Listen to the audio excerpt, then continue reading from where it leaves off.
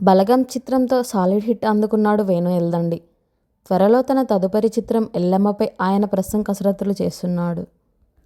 అయితే ఈ సినిమా గురించి చాలా కాలంగా చర్చ జరుగుతుంది. ఎందుకంటే హీరో హీరోయిన్లు పేర్లు మారుతున్నాయి. వేర్వేరు సమయాల్లో నాని, నితిన్, కీర్తి సురేష్ మరియు సాయి పల్లవి ఇలా ఈ సినిమాలో చాలామంది పేర్లు వినిపించాయి. మొత్తానికి నటీనటుల ఎంపికకు టీం ఊహించని దానికంటే ఎక్కువ సమయమే తీసుకుంటుంది. అయితే ప్రస్తుతం దేవిశ్రీ ప్రసాద్ హీరోగా నటిస్తున్నారనే చర్చ జరుగుతుంది. కానీ అధికారికంగా ఎలాంటి ప్రకటన మాత్రం రాలేదు. తాజాగా దిల్ రాజు ఈ సినిమా గురించి మాట్లాడుతూ ఈ సినిమాకి సంబంధించిన అధికారిక ప్రకటన 10 రోజుల్లో వస్తుందని క్లారిటీ ఇచ్చారు. పైగా ఈ చిత్రాన్ని 2026లో విడుదల చేయడానికి ప్లాన్ చేస్తున్నట్టు కూడా దిల్ రాజు క్లారిటీ ఇచ్చారు.